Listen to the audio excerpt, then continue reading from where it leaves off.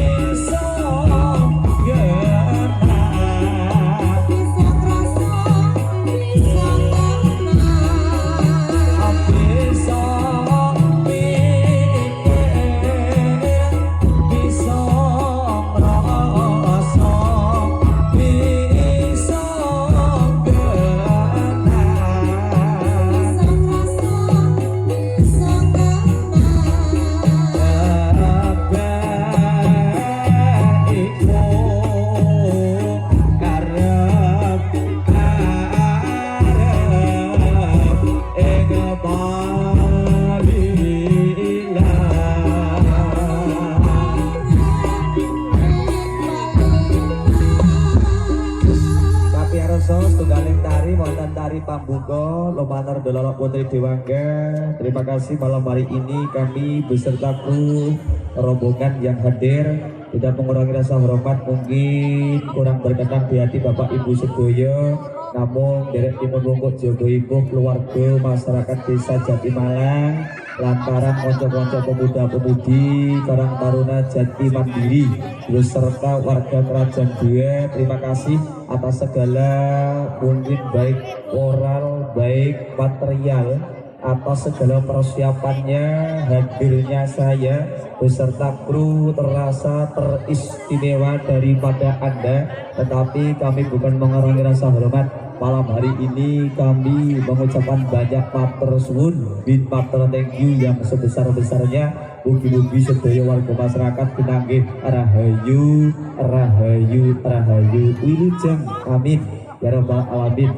Dan juga terima kasih malam hari ini yang hadir bukan hanya dari warga masyarakat desa Jatimalang lan sakula tanganipun kula pitados setiap kali pentas penari saya membawa fan-fan penonton tersendiri nggih. Mobilnya mangke kang radi nonton radi kakak monggo nanti untuk bisa saling menikmati gelar seni tradisi yang malam hari ini kula ketimbalan dening warga masyarakat Kerajaan Dua beserta pemuda-pemudi Karang Taruna Jati Mandiri nggih. Atas pundi kiprah-kiprahipun kalian kula sakonco sugeng lenggah mangke bisa gambit dangetaken dumugi wusana paripurna makarya Sanjaya Audio.